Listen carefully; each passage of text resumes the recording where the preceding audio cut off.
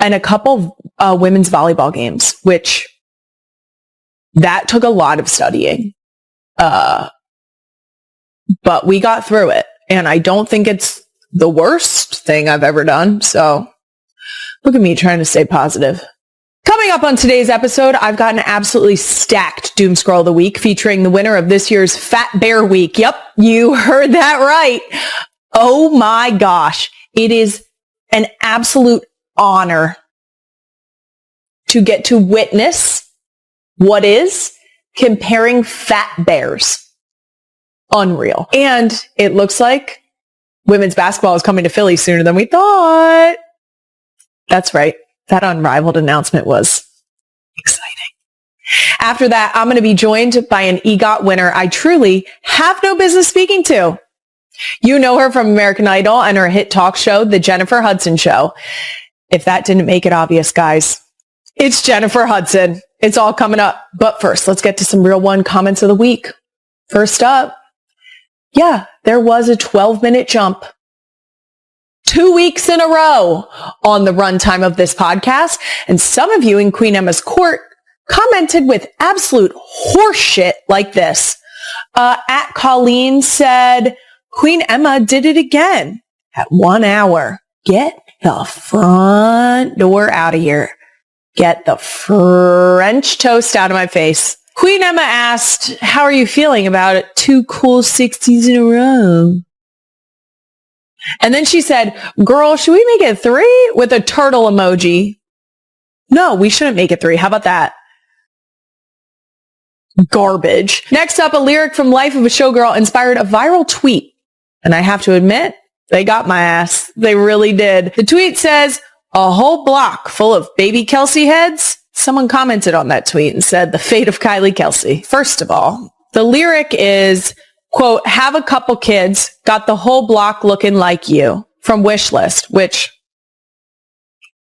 is my favorite song on the album, I think. I've said it so many times before, the Kelce genes are strong. And here's a moment that happened this week. This week was Uncle Trav's birthday. And in true celebration, there were a number of photos posted on a carousel on Instagram, I believe by the Chiefs and New High, that were, oh yeah, I did. Brad, bleep it! The other podcast and the Chiefs collabed on a carousel of photos for Uncle Trav's birthday that included a photo of my husband and Travis. And I will tell you what, I think I've given up on the Ellie fight. It was so obvious. It's Ellie's eyes. It's her eyes. And the worst part is it was in that photo where I was like, oh shit, is that Benny's face too? Which, to be fair, I have not thought for 1 second that Benny resembled me at all. So that was fine. It was Ellie that broke me. So the genes are strong, guys. I don't know what to tell you. I've been saying this from the beginning. We saw Wyatt come out. It's like we cloned Jason in girl form. We don't have a fighting chance. Okay. But luckily they make very cute children. Can confirm. Very cute children, those Kelces. Because that baby picture was that little kid picture of Jason and Travis was so cute. We do have half the block already covered, especially when they scatter, which is a thing they've been doing recently. They think it's funny. Speaking of the girls, we have listened to Life of a Showgirl. There are some bops on there. I think everybody knows. One of the songs that Ellie and I have been bopping to on the way to school is Opalite. Great song. The lyric, my brother used to call it eating out of the trash. Outstanding. My favorites on the album are definitely Wishlist, Opalite, and Who Are We Kidding? Wood. Here's the deal. Do I need that much detail specifically about my brother-in-law? Probably not, but also Good job, Trev. That's it. Guys, yes. 1,000% yes. That's women supporting women. Proud of you. Okay, moving on. Let's get right into a chunky doom scroll of the week. Pun intended. You'll see what I mean. First up on doom scroll of the week, we no longer have to wait until 2030 for professional women's basketball in Philly because Unrivaled is coming this January. Queen Emma, roll the clip, please. Okay, there was an announcement in Love Park in Philadelphia that Unrivaled, the 3-on-3 women's basketball league, will have 2 games played in January in Philadelphia. Get out of town. No, get in town. I do have January 30th blocked off on the calendar because, of course, I want to be there for this. I hope that people feel encouraged and welcomed into the Philadelphia area. And I hope that this is just a small glimpse into how we are going to love and support our team that comes in 2030. I think we can show up and show out. And I think that we can make our city proud. Speaking of the WNBA, I've just been given yet another reason to be a fan of Caitlin Clark. Roll the clip, Queen Emma. She and some of her Fever teammates were at the Colts game, and Caitlin, a diehard Chiefs fan, is the only one not wearing the custom jersey they made for her. Nailed it. You fucking nailed that. You nailed that so hard. Here's the deal. Very kind of the Colts organization to give a customized jersey. This is customary. I've seen it happen to my husband many times. I co-sign this decision very hard. I think that Caitlin nailed this. I think that when you are raised a diehard fan of a team, that this is the only appropriate response to being given a jersey of another team. So, yeah. Yep, nailed that. Next on Doom Scroll, first we were a turtle podcast, then a hippo podcast. Well, now I think it's safe to say we're a brown bear podcast because the winner of Fat Bear Week 2025 has been crowned, and you guys, his name is Chunk. I can't. Queen Emma, the clip, please. We have a winner, Chunk. A towering brown bear with a broken jaw has taken the top prize in Alaska's popular Fat Bear contest. This is Chunk's first win after narrowly finishing in second place the 3 previous years. By the way, Chunk weighs an estimated 1,200 pounds. Chunk received the most votes in a competition between 12 brown bears, where people picked the bear they believe best exemplifies fatness and success, which is perfect for him in their preparation for winter hibernation. Okay? Couple things here. One being the most important, I think we should point out. One of the things that they shared about Chunk is that he has a broken jaw. Okay? So for him to become the fattest bear with a broken jaw, I don't think that we are properly acknowledging the adversity that he had to overcome to fatten up. Okay? He was so dedicated that with a broken jaw, he still consumed enough calories to be the fattest bear. Perfect. I have seen a bear in the wild. Did I freak out? Yes. Was it like a freak out scared? Absolutely not. Because I was in a vehicle and the doors were locked. That's key. Because those suckers can open doors. Yeah. I believe the bear I saw was a black bear. And it was on the way to the Dickerson wedding. That's out for real. We were going to see Landon and Brooke get married. And we saw one on the way up the mountain. I was very excited. Queen Emma would like to know if Jason and I saw a bear on a hike, would he ditch me like he did with the shark? Couple problems with this question. Number one, would Jason be on a hike? Probably not. I don't think he would ditch me. I think he would stick around. It doesn't feel as dire as him coming in contact with a shark. but maybe I'm wrong. We'll have to ask him. Am I a national parks girly? Yes. Yes, I am. I love and support the National Park Service, and I think we all should, because it is preserving parts of our country that are beautiful and representative of the land that we get to call home. Like beautiful national parks taken care of by our wonderful National Park Service. Shout out again to Fat Bear Week and the Katmai National Park Conservancy. They exceeded their fundraising goal and raised over $430,000 during Fat Bear Week. If you want to donate, we'll put the link in the description. The last thing on Doom Scroll, TikToker Green Megs and Ham just shared a very seasonally appropriate mom hack, and I'm taking notes. Queen Emma, please roll the clip.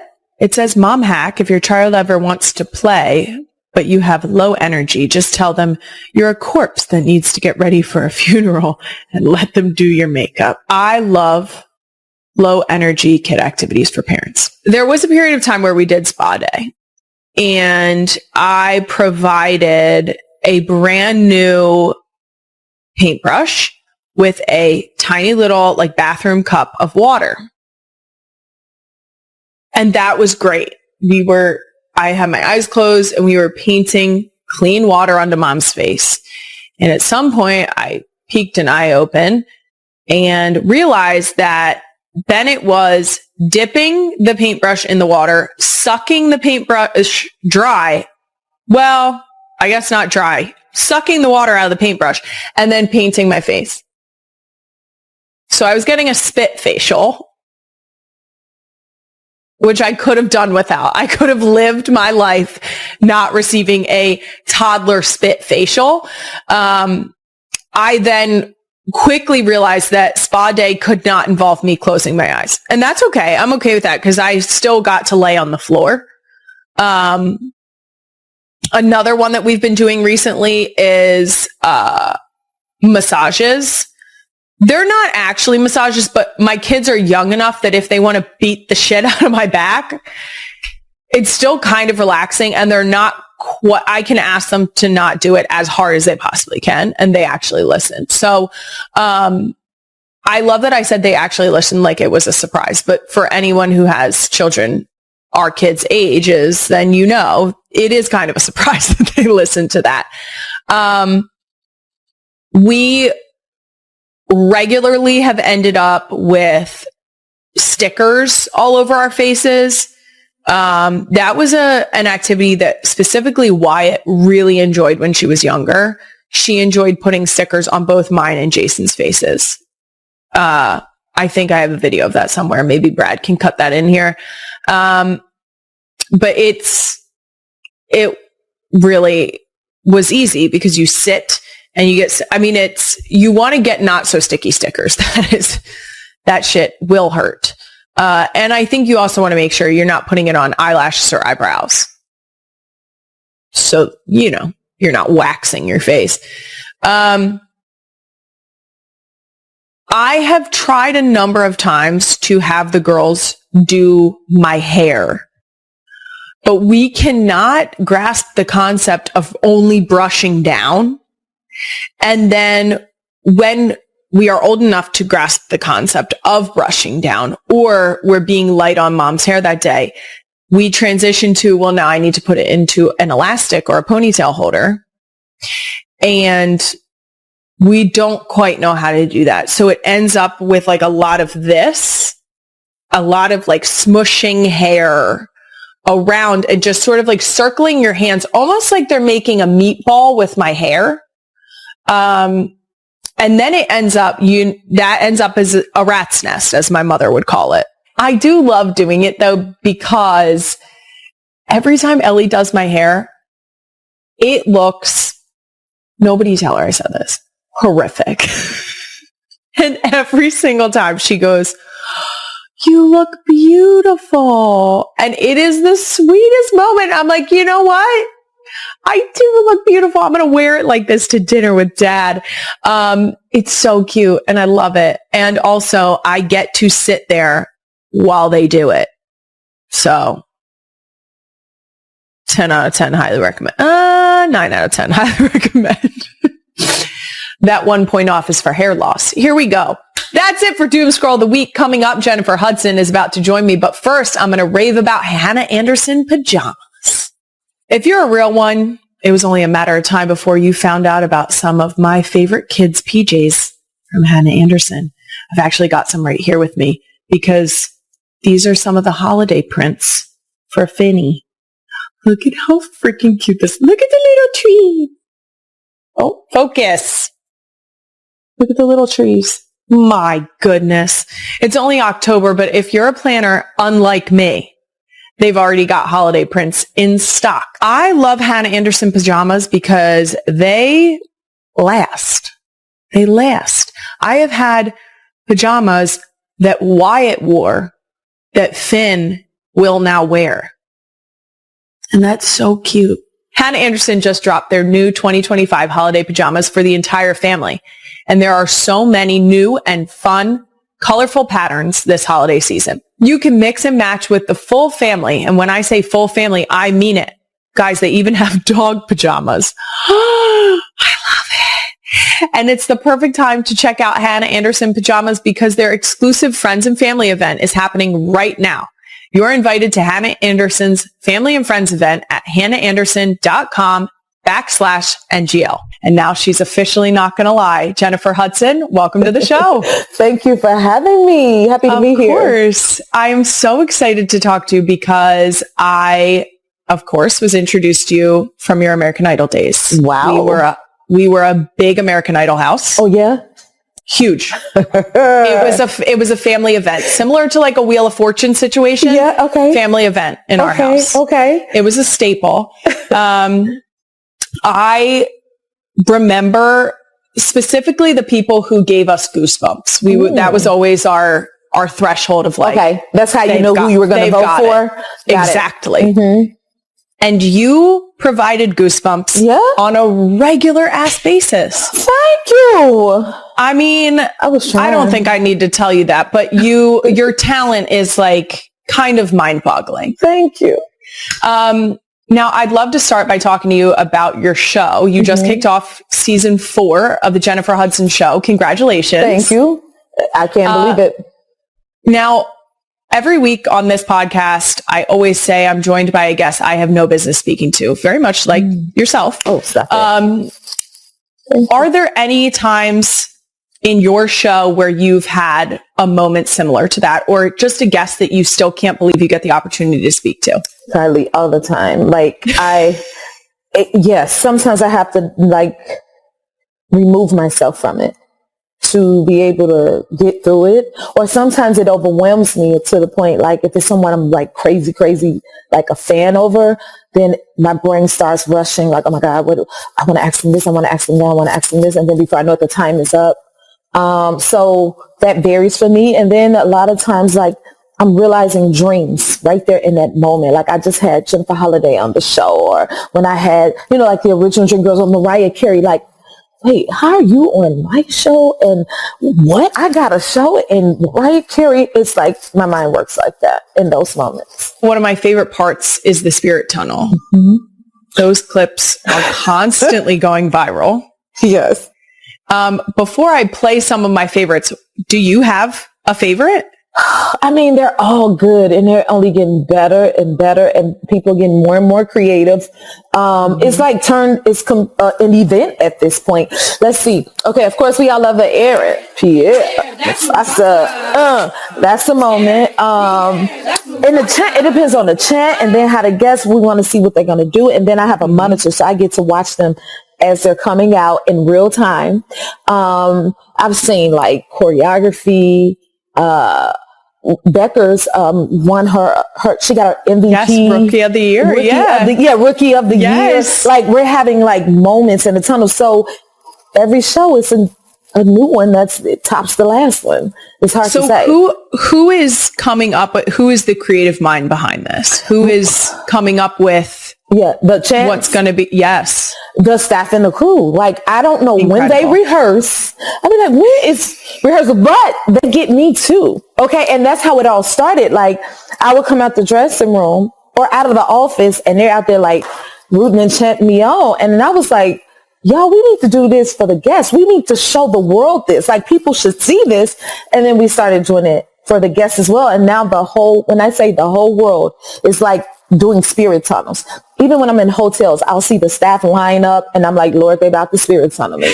I was at a Knicks game not too long ago and they lined up and I was like, what are these people doing? They did a spirit tunnel. Colleges, churches, clubs, everywhere you turn. It's like we brought help bring the world joy. I love that. And also, it is exactly what you said. It's layers to it. It's the creativity of your team and what the chant is going to be, but also the reaction from the guest. What are they going to do? How into it are they going to get? Some of them are vibing in a way I was not expecting. But see, that's what's cool about it because I love it. It allows them to just let their guard down, even before they come out for the interview, because as soon as you hit the door, you know you are here to be loved on and celebrated. Have your moment. And so they completely like lose sight of like any guard because they're so indulged in their moment. Like I said, I have a few spirit tunnel clips here. I'd love to break them down with you. Okay. The first one is Usher. Yeah, we got down in the Usher. Got a feeling like he's ready to roll. Watch out. Oh, watch out. Yeah, we got Usher. Hey. We said Usher. Let's go. The skates are just the part that gets me about this is like, we know he's smooth. Right. We know that. To get on skates. Yes. And just literally glide through the spirit. I mean. Usher was ready. He said, listen. He was so ready. He came like, this is my spirit tunnel. Exactly. And that's what it is and was. And so to see him get in it and represent like that. Now, there was a top comment on this and it said, everybody was at work today. That's funny. Was there an unusually high participation rate that day? It did feel especially full, that hallway. I mean, it is Usher, so, I get it. I get it. The more the merrier. It's like, but that's the thing. If you want to hop in that spirit tunnel and cheer whoever on, if you loving them that much, come on out. You know what I mean? So it's a vibe. It's a moment. And depending on the stars and how much they want to love on them, sometimes they get bigger and bigger. And each one is different. I love it. Now, one of my personal favorites you just mentioned was the Paige Beckers. Yes. When she received the WNBA Rookie of the Year award. Yes. Queen Emma, can you roll that one? Hey, she's the one. Paige Beckers that they hug. I just love that people get to show off their swag. Yes. You thought you'd see Hey. spirit. Hey. So I'm here to present you with the 2025 WNBA. And she said she was nervous, but she did good. She did great. And then she had an amazing surprise. It is so cool that this has become an opportunity to share something like this, which is an incredible accomplishment. Man, to be a part of that, to see her receive that, and for them to want to do that in the spirit tunnel, it once again raised the bar. Now, I'd love to throw it back to your first ever TV appearance, which was, of course, Girl, on American Idol. I also had Kelly Clarkson on here, and she talked a little bit about the audition process and not knowing what to expect. You were on the third season, so you had a little bit more understanding. I got to watch Kelly do it first. Exactly. Yes. What were your expectations going in? That's a good question because I said, originally I was like, when I go, I'm going to win. I'm going to win. But then, as time went on by and you get to see how huge the show is and became, you can get a little nervous. And by then I was like, I want to do it for the experience. And what an experience it was. I feel like I hopped on American Idol roller coaster and it has been going ever since because look at all the things I've gotten to do, all because I went and auditioned for that show. That's when everything started for me. Now, what do you remember the most from your audition? Ooh. Man, because there's so many different phases to the audition. So like my original one was in the Georgia Dome football stadium, you know, and singing in the middle of the field, the football field there. But then I remember when I sang and I told, you know, Simon and Paul and Randy, hello, I'm not the average cruise ship singer and I do think I'm the best. And I had this big old hair and I said, I'm going to sing Share Your Love With Me by Miss Aretha Franklin, you know. Now, does that feel like you accomplished a full circle moment when you ended up playing Aretha in the movie Respect? Because I feel like you manifested that. I would have never guessed. If you told me that then, that one day I would be handpicked by Miss Aretha Franklin and get to play her, I was like, girl, go sit down. Yes, that's how my life works in so many full circles over and over again. So to think back to even this big hair right now, I'm paying tribute to my introduction to the world. I had the big hair and I was like, my name is Jennifer now. You know, here I am 22 years later. I do think being an avid American Idol watcher, people like Aretha Franklin, people like Whitney Houston, whenever someone stepped up and they started their audition with, I'm planning to sing a song by one of the greats. Yes. There was always this moment of like, I really hope they nail it because there is a reason they are the greats. Yes. And so for you to not only nail that audition, wow, but then again, to end up playing Aretha is unreal. I always say I would love the ability to just belt out a note, like really hit one hard. I'm sure you can. I feel like, oh, nope, can't. Yeah. Definitely can't. But I will tell you, it seems like one of the most satisfying things you could physically do. Uh-huh. I just think it must feel good, like for your soul. Yes. Listening to you is like scratching that itch. Thank you. It's fulfilling to hear your voice and the power behind it and the control you have and the soul behind it. It just feels, oh God, it's so good. Look at me fangirling over you. Thank you. You know, but it's a spirit. It's from the heart. So that's what I'm like, it's all about the energy. If you reach down there enough, I'm sure you could do it. I know for a fact, I want you to be right. I want you to be right, but I'm very sorry to disappoint you. Okay. But I got faith in you now. Thank you. I appreciate that. Okay. I will try my best to manifest that in the privacy of my shower. Okay. Okay. I'll let you have that. Thank you. Now, in your audition clip, Randy references that you were singing on Disney cruises up until that point. Did you have a favorite song? Well, I got to be Calliope the Hit, using Hercules the musical. And the Circle of Life solos in the Disney Dreams. Circle of Life is one of my favorite, like top 5 favorite songs ever. That's incredible. You know what else? It's like I said, my life works in full circles, like everywhere I turn, to the point I should be dizzy. Because right before I went to Idol, like I said, I was on the ship singing Circle of Life, having no idea that Elton John wrote that song.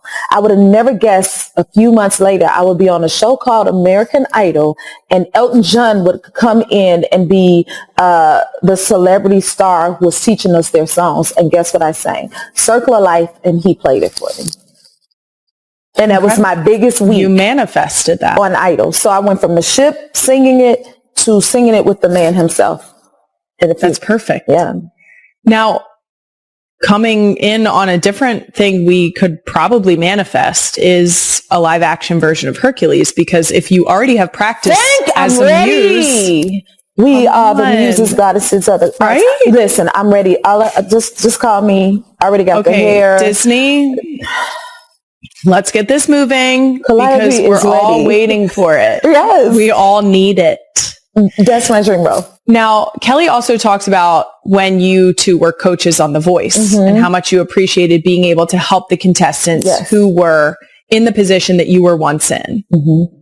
How did that feel to be able to help people along their journey?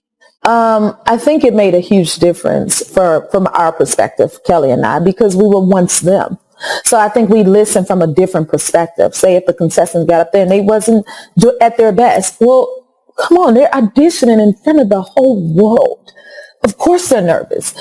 We'd consider those things. You know what I mean? We had a different sense of empathy for them and understanding and compassion because we were contestants too on shows like this. So a lot of times, like, I would pick contestants, like, why did she pick this contestant? That contestant. And it's like, well, you know, it's considering a lot of different things from that perspective. They're auditioning in front of the whole world. That is not easy to do.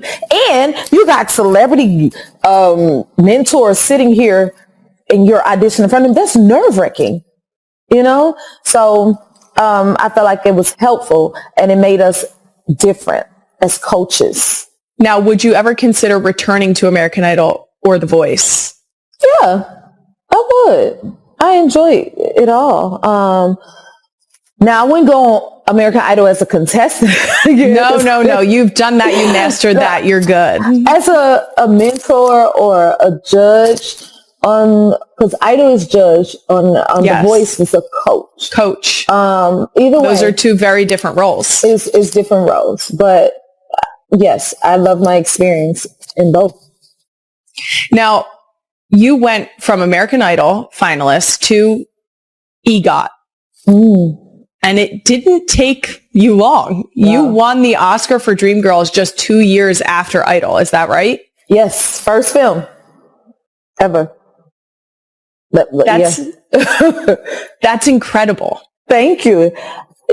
I just want to get my lines right and make Bill Condon proud. Now, where does accepting your Oscar rank as far as the most surreal moments of your life? Woo. Well, it's up there, very, very high. I mean, it's probably maybe in the top 2-3 spots. To do it on your first film is, I mean, yeah. And I had never acted before, other than being on the ship, singing and narrating Hercules the musical. Who knew that a Disney cruise would prepare you? Yes. To be an EGOT? I mean, but. Oh, that's a good question. I don't know. And then that is the thing, if anything, that could take one of those top spots. Because even when I won the EGOT, I didn't even realize I had won it until the whole room was like, EGOT. And I'm like, are they talking about me? Oh, they're talking to me. Yeah. You guys already know about my love for hot girl walks. And now they're about to get an upgrade because Peloton just came out with the brand new cross-training Tread Plus powered by Peloton IQ. It's cross-training reimagined with features built to feel like it actually gets you and how you like to work out. Speaking of, I personally like to work out without any of my children standing right next to me asking me to open their snacks, fill their water bottles, or change the channel on the TV, which is in a completely different room. But they still find me. It's like they sniff me out. My ideal Peloton workout these days is typically a class. I love the Tread Plus. It's comfy on my joints. It feels good. And you can work within the parameters of the class and do it to your own challenge. And you can challenge yourself to beat previous classes that you've taken, which I love a competition. I do. Peloton also has the best features, including Peloton IQ, which tracks your progress and suggests weights that challenge you so you can get stronger. Let yourself run, lift, sculpt, push, and go. Explore the new Peloton Cross-Training Tread Plus at onepeloton.com. As a podcast host, fundraising event organizer, and high school field hockey coach, I know how important it is to build a great team. You need the right combination of people who are excellent at what they do, all working towards the same goal. And on NGL, that goal is to make this unprofessional professional appear, well, professional? The same goes if you're hiring. Obviously, if you want your business to be a success, you need to hire the best people for it. Well, guess what? These people are a lot easier to find than you think. Just go to ZipRecruiter. And right now you can try it for free at ziprecruiter.com/NGL. If you're hiring, ZipRecruiter's smart technology shows your job to qualified candidates immediately. And if you're actively looking for a job, ZipRecruiter matches you up with relevant jobs in minutes. So build a team as solid as my beloved birds with ZipRecruiter. 4 out of 5 employers who post on ZipRecruiter get a quality candidate within the first day. Just go to ZipRecruiter.com/NGL right now to try it for free. Again, that's ZipRecruiter.com/one teaching him. Here and there, but he needs a better instructor because I'm still working on parking. Remember that? Sure. Okay. Sure. We're going to need someone else to tag in for the parallel parking. Exactly. It's just time, like he looks like a full grown man and I'm driving him around and I'm like, this ain't really, this don't seem right.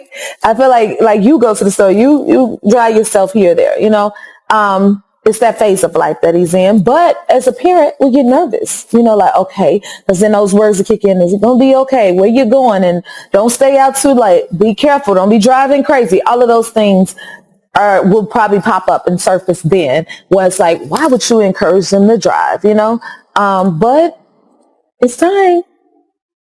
Now, I have said a number of times, our oldest daughter is 6. Mm-hmm. I keep making the joke of like, it's crazy that I'm 33 and a teen parent, because it just feels like I'm not old enough to be here. No one ever feels like they're old enough because So you're still having that. That's still I almost have an adult. That's why I keep saying like, how in the world, how do I have How do we get here? Yes. So every phase you're going to feel that way. Okay, perfect. I wasn't sure if it was going to wear off into the teenage years, but I'm very much in the camp of like, there is no way I'm old enough to be responsible for a 6-year-old. When did this happen? Yes. And then they start to look old. Like the idea of any of my girls being 16, I'm like, but it is coming quicker than you realize. Okay. Enjoy this phase right now because when your babies get about 11-ish, my son was about 12 years old. He went in his room, took a nap. I used to call him Monks. He came out that room and I was like, who is this man? And where's my munchkin? Because just like that, it's like it flipped and then all of a sudden you have to find a new way to be there for them because they go through so many phases so quickly. And it's that saying like when you first had the baby, oh, enjoy it because before you know it, they'll be grown. We think as parents that's like birth till like 18. No, it kicks in way sooner. And at this point, my son is like, hey, mama, let's go. I got to go do this. All right. I got to be at school. Hey, my girlfriend is doing this. What? Hold on. What? How did this happen so fast? Yes. Now, what is outside of coming to those realizations, what would you say is the toughest part of parenting a teenager? Trusting our teachings. And what I mean by that, to me, when they get in the teenage phase, that is when you get to see who are you? What did I raise? Mm-hmm. Yes. What all did they receive? All the seeds we planted in them, bringing them up. Because now they're going into the world on their own in a lot of ways. At least they're starting to. And so at a certain point, the hardest part is not doing. Like, oh, wow, I got to let you figure that out. I got to let you go through that. You have to piece it together. Do you know your schedule? Where are your things? You know what I mean? Like, because as parents, we're always there. We're always doing. We're always, helping and all of that. But it's the phase of like, I got to let you figure this out on your own. And it is so interesting, back to what you said about people saying like, enjoy the moment. And you think they're saying, enjoy baby to 18. But this is his opportunity where he is gaining that independence and he's leaving you to go be his own person in a way. And it kicks in with a home base of still your house, right? Exactly. But you're getting to watch the person that you've raised. Yes. Yes. Oh gosh. Yes. And it comes way quicker than you realize, or seeing what they're into. Like, what are you into? What do you like? It's like you're rediscovering your kid in a way, because you're learning who they are becoming, how, all of those things. And so it's like, It's almost like when you pregnant, getting ready to have the baby. What is it going to be? Is it going to be a boy or a girl? Is it going to look like mom or dad? Who is it going to look like? But when you get to this phase, it's like, who are you? What are you into? What do you like? Now, I want to switch gears and I want to ask you a little bit about sports. Okay. Ooh. Because I know you're a big basketball fan. I am. I'm a basketball mom. Now, I was just talking about the WNBA coming to Philadelphia in 2030. We're getting a team. Congratulations. And I saw, thank you so much. We're very excited. Nice. Now, I saw that you went to the All-Star game this year. Who is your team? Well, I better go with Chicago Sky. Home team. That's my home team, but I love Vegas too because Asia Wilson is like my favorite. Okay. But I got a root for, Angel Reese is in Chicago and that's my hometown. And when I went to the game not too long ago, I was kind of torn. I'm like, but Asia on this team and then Angel Reese on my hometown. So I'm cheering for everybody. Okay. Yes. Women supporting women. We love it. Exactly. That's what it's about. Yep. Yes. And I also love that my boys do too. Like to hit them like, yo, Juju, Angel Reese and Angel, like they're mad into it too. You see the boys get into it. It's like, y'all better recognize. That's how you know you're raising a good man. That's right. Now, you also performed in the NBA All-Star halftime show and played in the celebrity game last year. Yes, I did. Yes, I did. Which did you enjoy more, performing or playing? I don't even know the answer. You know what? I enjoyed the whole experience.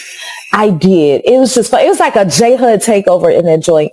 But you know what? I would have to say preparing for playing in the All-Star game. And because I literally prepped for like months, although my hand never touched the ball. And I remember my son saying, Mama, you on the wrong side of the court. He said, lock in. I was like, oh, I can't shame my kid. I removed my nails for the game. Oh, you meant business. I meant business. I trained with all my boys. I go from the boys to the men and I play games with them. They prepped me leading up. That's perfect prep. I played with lethal shooter and all for months and never touched the ball. But you were ready to, and that's what matters. Yes, because I take everything seriously and I had so much fun. And of course I got a lot of cool points from my boys. That's incredible. Yeah. Now, one last sports question, because I have to ask. Are you an NFL fan? You know what? I go to the Super Bowl every year. Okay. And I'm trying are to. the Bears your team? I have one football boy. Okay. And that's Jeremiah, so he keeps me abreast on the football. Now my team, well, of course I got to go with my home team, the Bears. But last year, it was all about Philly for me. Yes, it was. Yes, it was. And I knew they was going to take it. That's all I had to say. Did you? Yes, You could feel it. I called it. I love that. Thank you so much. We appreciate your Yes, support. I did. This week was not our week, but we're going to get back on track. That's all right. It's fine. Yes. Now, you sang the national anthem at the 2009 Super Bowl. It is highly regarded as one of the best renditions in Super Bowl history. Wow. Like multiple lists. Would you ever do that again? Well, don't fix something that's not broken. I'm going to let it sit where it sits. That's fair. Although, I selfishly, we are in a rotation of going to Super Bowls at this point, just out of support for the NFL, but hoping that my brother-in-law will be competing, knock on wood. I'm sure. I'm going to knock on wood too. Thank you. I was watching the game last night. Yes. And selfishly, I would just love to witness that in person.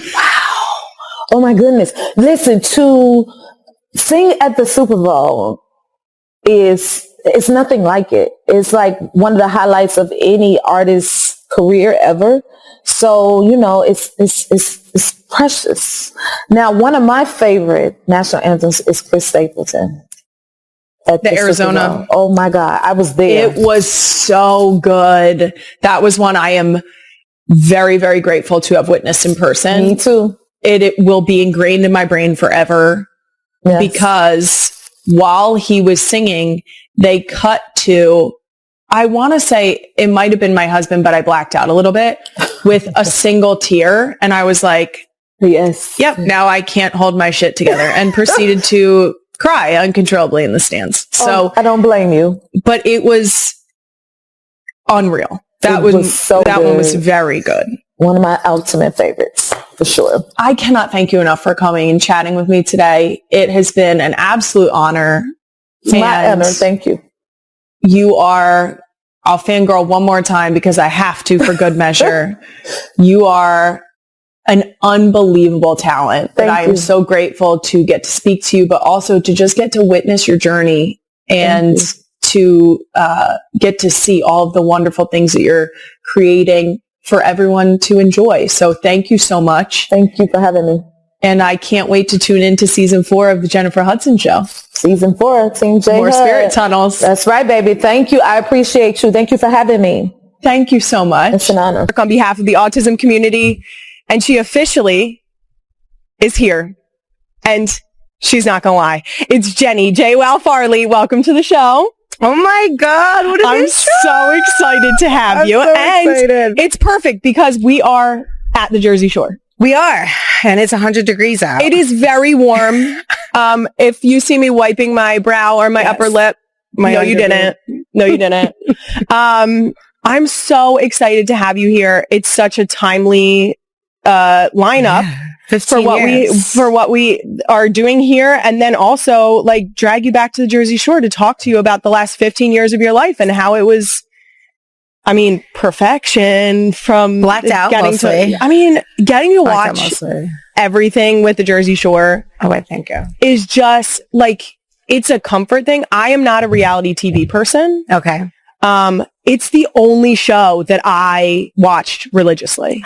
Are we best friends right now? Yes. I'm getting for comfy. multiple reasons. Now, as the real ones can see, we're taping the show from the most gorgeous bar at the Jersey Shore. This is the Ocean Drive. We have our guest bartending event here. All of the proceeds for that event go back to the Eagles Autism Foundation. Jenny, as a Jersey Shore icon yourself, have you been to the OD before? I actually haven't been down here ever. I have to say dragged thank you from the North Jersey Shores. But, you know, living in Jersey and being in the northern parts of the Jersey Shore, I never thought that I needed to come down here. Mm-hmm. Like I did like Cape May one day or Wildwood for like my son's jiu-jitsu tournament, but I never like stayed here. Sea Isle, Ocean City. Enjoy the beach. Not once. Mm-hmm. Don't really like the beach, but I have to say, I have to give it. I was at the beach yesterday with my kids. I stayed in a hotel so I didn't have to get in the vehicle. Yep. I borrowed chairs and towels. Yes. Best time of my life. Done. I didn't have to bring the sand with me. Yes. I don't have sand on me today. Zach has the kids at the beach this morning. It's been a great 24 hours. I have to give it to you. If it wasn't for this, I wouldn't be here. I will say a friend of mine in college took me to Seaside Heights because that is the shore point that she went to growing up. And I think there is a little bit of confusion between what we experience down here is the Jersey Shore. This is the Jersey Shore I grew up coming to. Yes. And what you guys were opening up the world's eyes to. Trash. I mean, it seemed like a good time. Best way. How would you describe the difference between like the OD? How does it compare to Karma? Well, unfortunately, there is no comparison, but the OD is beautiful. I would say actually, like we had a vibe like this, like an outdoor. Was there an outdoor section of Karma? There was. Okay. It's where I punched that girl in the face. It was a good time to be alive. It was fond memories. A lot of fights went down. They did not have sand. Gotcha. So you probably preferred that. I would say, well, back then I blacked out. I didn't care. Perfect. Well, I figured we could kick things off with a very, very special edition of a segment we do here called Can I Be Honest? And today, of course, we're going to get honest about your show, Jersey Shore. And like I said, the real ones know that I've watched very little reality TV in my life, but the Jersey Shore is the exception. I still remember my sister and I would watch it, and then we would continue to quote it for the rest of the week, because why not? Now, before we go any further, I realize that not everyone watching is a millennial who watched every episode like me. So to help them follow our conversation, I was hoping you could define some of the most iconic terms and catchphrases from the show. So we're going to do rapid fire style. Okay. First one, GTL. Gym tan laundry. And there was a little bit of confusion. The gym, the tan, and the laundry are as clear as it is, right? Yeah. It was literally just going to the gym every morning, going to get tan, right after, and doing your laundry. And dropping the laundry up and then picking it up the next day when we were already back going to the gym and going tanning. It was a way of life. It was so impressive. It was so impressive. Number 2, meatball. Oh, those are my meatballs, my babies. It's Nicole and Dina. Shorter, we're not. No. We would be considered the sausage. So I was the sausage to their meatballs. Short. And they just didn't break. Yes. They're like Gumby. Yep. So they were little meatballs that ran around and got drunk all day. I love it. Number 3, smush. Sexuals. I don't know how else to say it. Number 4, juice head or gorilla. Mostly a tatted up muscle man on the beach. Yep. I remember everyone hunting for a gorilla of their Always own. Me. Number Always 5, me. T-shirt time. Oh, so that's a 2-part. Mm-hmm. There's the shirt before the shirt. Yes. And we're actually experiencing that right now. Yes. Because when you're in the summer. This could be a shirt before the shirt. Yes. Yes. And then right before you go to the club, right before we leave, you put the shirt on. Yes. And that's T-shirt time. You're fresh. And then you walk out. Yes. You're fresh. You're ready Which to go. leads to fresh to death. It does. Number 6, FTD. Fresh to death, FTD. Wow, you're bringing back like memory lane now. Perfect. Number 6, fist pump. Yes. Actually, I think it would be number 7 now because I did fill the other one. So number 7, fist pump. There is a fist pump, so I will say this. I am very disappointed in the new generation. They don't dance like we used to. They kind of sit around on their cell phones and do their own thing. Mm-hmm. But back in the day, at least my day and your day, people dance at nightclubs. Yeah. They fist pumped, they frolicked, they were all over the place. We did backflips. We didn't care. Our kukas were showing. That might bring us to number 8, Jersey Turnpike. We Jersey Turnpike, which is twerking, I guess, as you younger kids specifically, say. My understanding of it was, and you can correct me if I'm wrong here, but specifically, you would be bent fully over, like almost touching the floor. Is that right? Like a triangle. Right? Yes. It was always, Dina did a phenomenal job. She would touch her toes, ass straight in the air. Yes. And she would just make it jiggle. She has the best ass. Am I allowed to say that? Yes, 1,000%. Oh, we are very in on cursing around here. Number 9, the poof. Oh, that was Nicole's signature hair. Yeah. It was like a little claw clip in the front. You know what's funny? It's coming back. I see that. I saw it. And it was called something else. And I was like, oh, excuse me. Isn't that the worst? It's funny when it comes back around. And it's called something else. I just want to be clear to all of our younger listeners. Snooki did that. Yes. Okay. Nicole did that. She walked so you could run. Okay. And she was crushing it. She would get it she has so a perfect high. hair. It was outstanding. Number 9, cabs are here. No. Okay, so before Uber and Lyft and all these fancy apps, we would physically have to call, get an appointment. Like you'd be like, we need a cab in like 20 minutes, wait. And then when we would hear the double honk, Paulie would yell, cabs are here. I love it so Kids don't much. even know what a cab is. No, they do not. Not even, no. I don't even know how many cab companies still even exist. When I see them, I get sad because I'm like, you're holding on by a thread. Then the cab rolls by and you see the little Uber light up in the back. You could sponsor us, Uber. Come on. Did I miss any terms? I don't think so. You got the good ones. Perfect. I think everyone should be up to speed now. Now I'd love to start at the beginning. What was your first impression of everybody? Nicole swears that like I did what I did, and I swear that it was the camera edits when like I looked at her. Was like, oh, but she came in loud. She came in loud. And I love loud people, but she was a lot. I was like, I called her a rabid chihuahua. I was like, you are just very rabid. You're a lot. I thought the boys were dumb as a box of rocks. I love them to death, but I was like, what is this? I think the best part about it is that you guys like got to where you are now because people saw you guys being like hilarious, just us, ridiculous. But you guys were so like true to yourselves in like enjoying life at the Jersey Shore that people were like, I want to watch this. Yeah, I think it was twofold too. I think truthfully, and I'm not even saying this to like make people laugh, like we look like creatures of the night. If you were from Ohio, you didn't know what we looked like. You didn't know this existed. You didn't know like there were. Well, that was one of the craziest things about going to Seaside Heights myself and getting the confirmation that we exist because it's normal. Because this is what I grew up with. I grew up South Jersey Shore.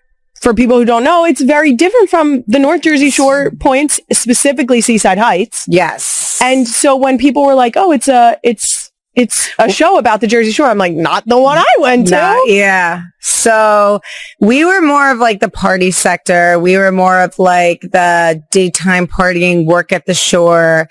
We did work at the t-shirt shop. He paid us like $8 an hour. Rude, by the way. And we lived, eat, and breathe the shore. When did you meet the roommates for the first time? That day. You see it in real time. We all left the hotel separately. We got in in our cars with a producer. The producer gave us a MapQuest printout and said, drive here. So we drove over the bridge and you see it all happen in real time. Like we meet them in real time. We meet the house. Like we walked in and we were like, what are we doing? And then as the dust settled, Danny walked in and was like, you're going to be working at my shore store. And we're like, wait, I don't work. What? I'm here to work. I'm here to party. What do you mean? He's like, if you want to party, you have to work. And that was the deal. I do think that was one of the craziest parameters of the show, that you guys had to stay working at the t-shirt shop. Yeah. To be able to stay in the house. Or you would get fired and leave like Angelina did. Like they were dead ass with that part. I love that. And we didn't make any money except for what we made at the shore store. So the first season I probably walked away with like $400. Oh my gosh. And I worked in the Long Island nightclub industry. Like I was like making really good money. And because I wasn't able to tell them if I got hired for the show or not, I like lost all my jobs. No. I like turned my cell phone back on. I checked my voice messages. They're like, you're fired because you didn't show up to like some of the biggest parties. So when I left the show, I left jobless, broke, fired, and regretting everything. I was like, I had a great life in Long Island. Oh my God. Because we also didn't know the show would be successful, right? So at that point, we were just like, see you later. Because when you were finished filming, how long after you were finished filming did the show air? 3 months. Oof. And 3 months for $400 for 3 months? And I couldn't get a job back. So I ended up working in finance temporarily, like mortgages, and being like, I'm going to have to go home to my dad. I'm going to have to like drop out of school. I can't afford it. I had really good like job security that I walked away from. I had all these regrets and like all this like overwhelming feeling. I remember being in my kitchen and like borrowing money from my girlfriend and being like, that's it. I'm not taking any more money from anybody. And then I hear this obnoxious voice on TV and I'm like, that's me.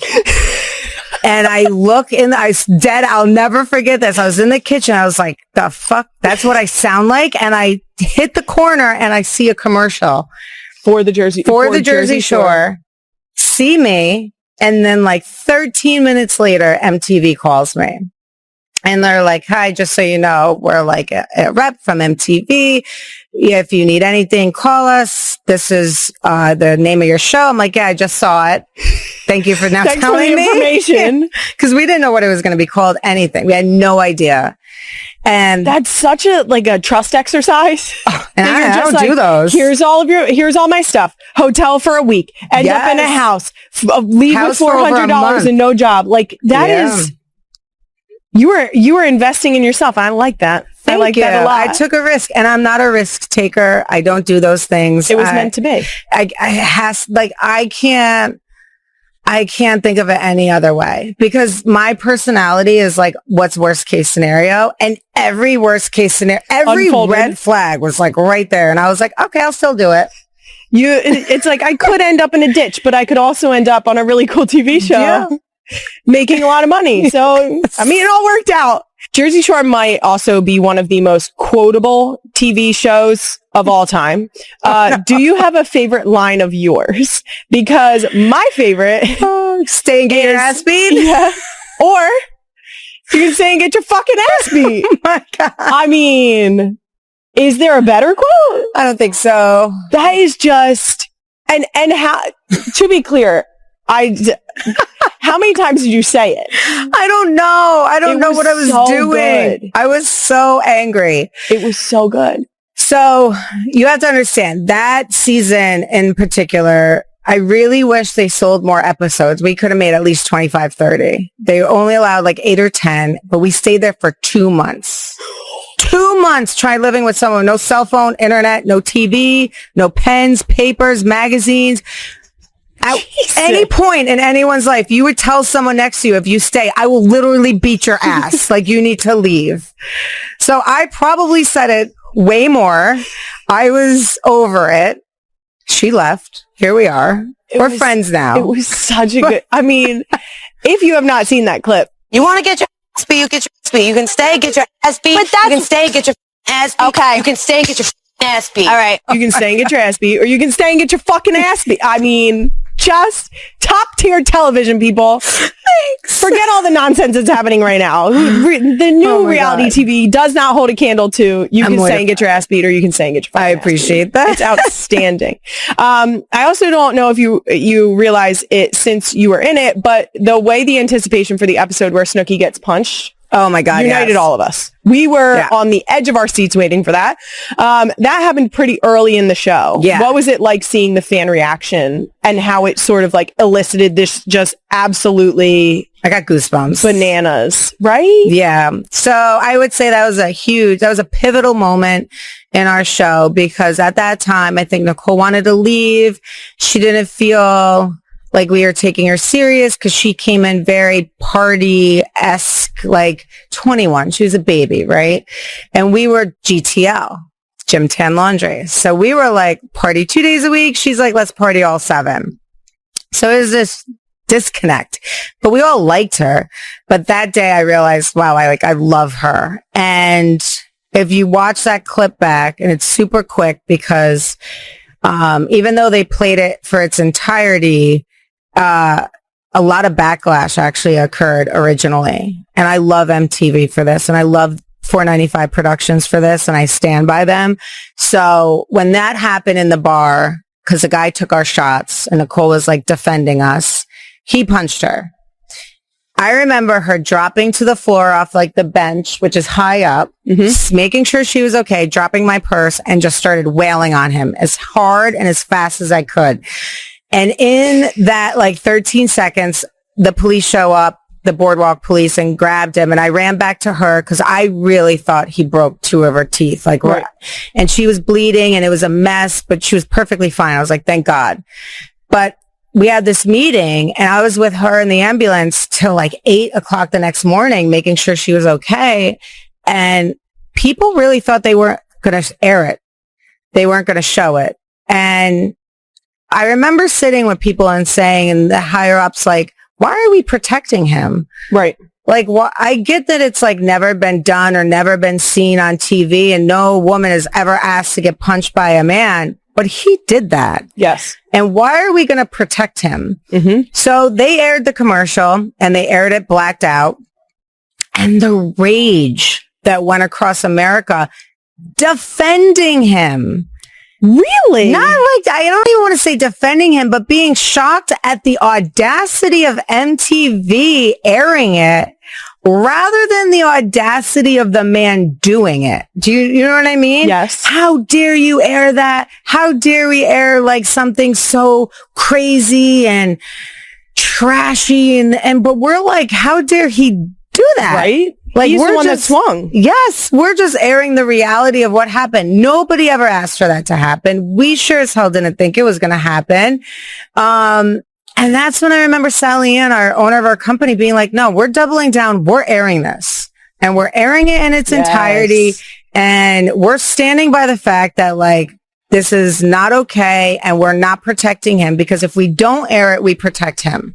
That's right. And Nicole is left with getting hit and people just wondering why, for like the good chunk of the rest of the season, she's got this like baseball knot on her face. So I'm super proud of like our production and MTV really like doubling down. Yeah, just it really blew my mind that like that was even a conversation. And if you look back at the old seasons, sometimes you'll see the blacked out version. Right. Like they still sometimes won't show it.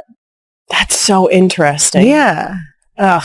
I do love that they doubled down though. Yes. And this is how I know I was hanging out with the right people, because we were all like, how dare he? Thank you. Yes. No, I felt that strongly. Thank you. Oh, that means if we had algorithms back then, mine would have been right.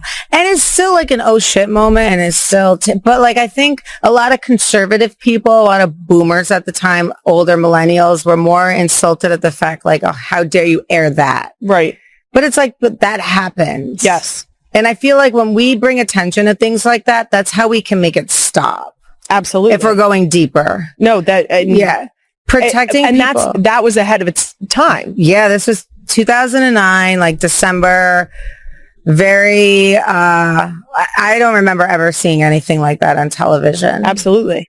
Look at us having a great time at the OD, laughing, talking about one of the best shows in history, Jersey Shore. And of course, sipping on Dunkin's finest. The real ones know I'm a butter pecan iced coffee kind of gal. But recently, my eyes have been opened. Yes, this is a mango pineapple refresher with a green tea base. One of the best parts about Dunkin's refreshers is that you can customize your order right on the Dunkin' app by choosing your favorite flavors and drink bases. I also got a chance to try a few other flavors, strawberry dragon fruit and tropical guava, which were also delicious. And you can pick your mixer. That means they can be made however you want. And I encourage you to try a bunch of different concoctions.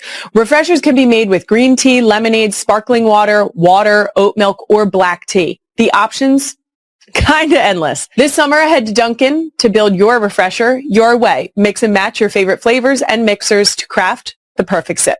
Before we move on from Jersey Shore, we do another segment on Not Gonna Lie here called Doom Scroll of the Week.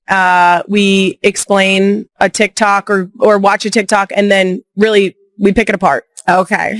Because right now I'll doom scroll when I'm feeding. I'll doom scroll like when I get in bed at night, which everybody says is bad for you, but like whatever. I'm enjoying myself. Thank you. So I thought since we have you here, we could do a Jersey Shore edition of Doom Scroll where we can react to some of the most viral clips that popped up on my For You page. First up, Nicole couldn't find. By the way, Nicole is Snooki. Snooki is Nicole. If we cross over here, I feel like we should clarify that Nicole is now a grown ass woman and she's Nicole, but she was Snooki and it was great. First up, Snooki couldn't find the beach and then she got arrested. Roll the clip, Queen Emma. All right. Oh God. Where's the beach? Right there. It's so good. Oh my God, I want to go to the beach so bad. Love you, bye. I want to go to the beach so bad is what she said. Free for all. Nicole! Look at you. It's too early for this. My number one main concern right now is getting Nicole What from am the I beach doing? before she gets in trouble. I'm a good person. Come on, Nicole. This is a good time. You don't want to go in the water with your...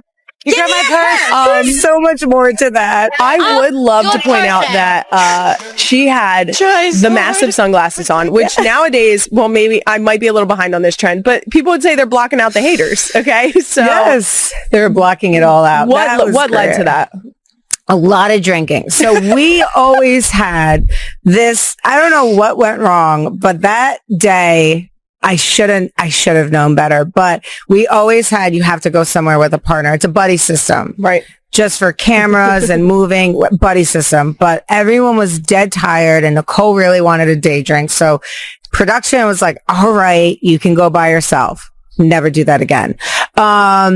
She got blacked out on a day like this. And I have to say, where's the beach? She knew where the beach was. The problem She meant is the entrance to the beach. the entrance in Jersey is like you have to pay at a booth and you have to like get a slip or whatever. And the poor girl was just trying to find the entrance. And then we all had to double down and try and stop her from going in the ocean because of her mic pack, which was very valuable back in the day. Right. And we did not have a lot of those. We could not order them on Amazon. Yes. And all I heard was sound freaking out. Her mic pack. So I'm running on the beach, then Dina, then Sammy. I don't know who else. I was like seeing friends down the shore being like, is that Jenny chasing her meatball? And all hands on deck. And I actually believe the police that were like tailing us to protect us were like, yeah, we got to arrest you. You're a public nuisance. And that's what I think she got arrested for. So it was actually police that was sent with you guys. Yes. That was eventually like, we got to call it somewhere. And this is the threshold. Do an aerial shot or like a widened view of that. And you can find them on the internet. No joke, at least 3,000 people were swarming us. If nobody realizes it, but if you expand the shot and get like a paparazzi view, 3,000 or 4,000 people were like surrounding us in a circle. Oh God. Yeah. All right. Next up, Pauly D got mad. This is one of I heard that you guys are mad at me, but I ain't doing thing. Pauly. So I'm mad at you for being mad at me for no reason. So try to talk to me, I'm mad. Pissed. I have no idea what that even it was about, but I'm sure we said something like, oh, we're mad at him. Right. And he has such a great sense of humor to like. Kylie Kelce couldn't hide her excitement when discussing Taylor Swift and Travis Kelce's upcoming wedding on Not Gonna Lie. From the moment she appeared on the show, viewers expected her signature honesty, humor, and down-to-earth perspective. But what truly captured attention across the U.S. was her first open and emotional reflection on what many are calling the wedding of the century. Speaking candidly, Kylie offered a rare glimpse into the relationship from inside the Kelce family. "I don't need to act excited. I genuinely am," she said with a smile, admitting she's never seen Travis like this before. According to Kylie, the change isn't about dating a global superstar. He's always been happy, she explained. He's just more at ease. That phrase, more at ease, became the heart of her insight and the reason the entire family so fully supports the relationship. Kylie also spoke warmly about Taylor Swift, not as an international icon, but as a future family member. "When Taylor walks into our house, she doesn't bring the spotlight," Kylie said. "She brings baked goods, questions about the kids, and genuine care. Taylor remembers every niece and nephew by name, checks in about school schedules, and even texts to ask how the kids are doing. She's very normal, in the best way," Kylie added, noting that this authenticity made Taylor feel like family almost instantly. When it came to the wedding itself, Kylie hinted that expectations of a flashy spectacle may miss the mark. "This isn't about shocking people," she shared. "It's about connection. The celebration," she said, "will be warm, intentional, and private, filled with laughter, great food, and kids running around. It'll be very Kelce," Kylie laughed, "and very Taylor, subtle, emotional, and meaningful." Kylie also revealed that her husband, Jason Kelce, may be the most emotional of all. Though typically reserved, Jason was deeply moved, quietly watching Travis with the pride of an older brother, thinking, he finally made it. Kylie praised Taylor for embracing the family without trying to change its traditions, while gracefully handling the media pressure that comes with the spotlight. Addressing that pressure head-on, Kylie was clear. "We're not naive. We know people care, but we also know who we are. The family's priority," she said, "is protecting moments that aren't meant for headlines. Some things are just meant to live." One of the most shared moments from the episode came when Kylie summed it all up simply and powerfully. "I think Taylor needs a family like this, and I think we need her too." She explained that Taylor has brought a new openness to the family, more creativity, more emotion, and more expressions of love. "She made us say, 'I love you' more." And Travis, he learned how to listen. When talking about the wedding, Kylie Kelce didn't mention the dress, the music, or the guest list. Instead, she revealed something far more telling: her role as the emotional anchor of the Kelce family ahead of what many called the wedding of the century. If Travis Kelce stands at the center of attention and Taylor Swift represents a global cultural force, then behind the scenes, Kylie emerges as the quiet balancer, never loud, never chasing the spotlight, but steadying everything as the outside world amplifies every detail. On Not Gonna Lie, Kylie never claimed to be the organizer, yet in every word and smile, it was clear she was the one keeping things grounded in reality. "I don't see this as a celebrity wedding," she said frankly. "If I thought of it that way, I'd be exhausted. To me, this is my brother-in-law's wedding.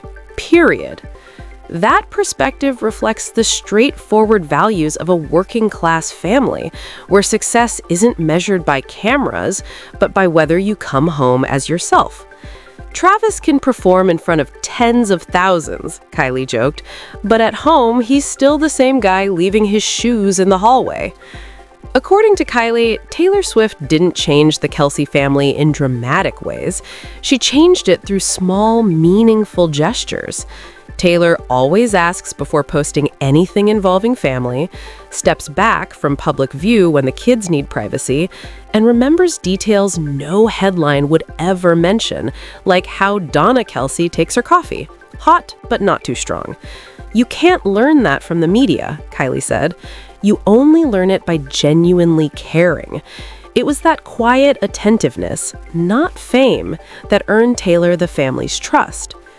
When asked about her personal relationship with Taylor, Kylie was refreshingly direct. "We don't sit around analyzing lyrics," she laughed. "We talk about the kids, school schedules, and sometimes how to get 10 minutes of quiet." Their bond isn't Hollywood glamorous. It's practical, honest, and pressure-free. "Taylor never tries to be someone else around me," Kylie said. "And I don't need to be gentler just because she's Taylor Swift." That mutual respect, she explained, is rare in relationships constantly examined by the public. Kylie also addressed the often overlooked pressure surrounding Taylor's wedding. She said, "People forget this is her first wedding. It's not a concept or a tour, it's real life." While Taylor knows there will never be a truly normal version of this moment, Kylie shared that she still wants the basics: family vows, intimacy, and peace of mind. Finally, Kylie reflected on Travis himself, noting a subtle but meaningful shift. He's less playful than before, not because he's unhappy, but because he's more thoughtful. According to Kylie, Travis Kelce is standing at the biggest transition of his life, moving from elite athlete to husband and future family builder. Quieter in words, deeper in purpose. "I think he's learning to ask himself what's going to last." Travis Kelce is standing at a crossroads, weighing one of the biggest decisions of his life, whether to return for another NFL season or step away. But before making that call, the Kansas City Chiefs star plans to do something simple: rest and be human again. Kelce, 36, shared on a recent episode of New Heights that he intends to take a few weeks, maybe even a month, away from football before deciding his future. "Every season ends the same way for me," he said. "I put my feet up and just be a human because I've been putting my body through the ringer for the love of it." While he admitted the toll is real, Kelce also spoke passionately about the physical grind of the game. The wear and tear, the exhaustion, the feeling of a body pushed to its limits. It's all part of what he loves. "It makes you feel like a mangy animal just finding a way to survive," he said, "and I love that." For now, Kelce's focus is on stepping away long enough to truly listen to his body. "Just being a regular human for a couple weeks," he explained, "and figuring out what I want to do next." Despite the Chiefs missing the playoffs for the first time since 2014, Kelce remained productive, earning his 11th Pro Bowl selection after recording 76 catches for 851 yards and 5 touchdowns. The 4-time All-Pro confirmed he's already spoken with people inside the organization. "They know where I stand right now," he said. "There's still a lot of love for the game, and I don't think I'll ever lose that." Kelce acknowledged how difficult the decision is. If his body heals and he feels confident he can handle another demanding 18 to 21-week season, he said he'd return in a heartbeat. For now, the answer depends on how his body responds once everything settles. Reflecting on the season, Kelce didn't shy away from honesty. Missing the playoffs, he said, was embarrassing, but not something that diminished his passion. "I'm still a fan of the game," he added. "I'll be tuned in throughout the playoffs." Over the next month, Kelce plans to spend time with friends and family while weighing his future. If he does choose retirement, his legacy is already secure. In 192 career games, Kelce caught 1,080 passes for 13,020 yards and 82 touchdowns. He holds the NFL record for most playoff receptions, hauling in 178 catches for 2,278 yards and 20 postseason touchdowns. A Pro Football Hall of Fame induction would be all but guaranteed. Though the Chiefs failed to contend for a Super Bowl this year and finished the season 6-11, they remained the most watched team in the NFL. Even without a playoff run, Kansas City consistently drew massive audiences, underscoring the franchise's powerful grip on the national spotlight and Kelce's enduring place at the center of it.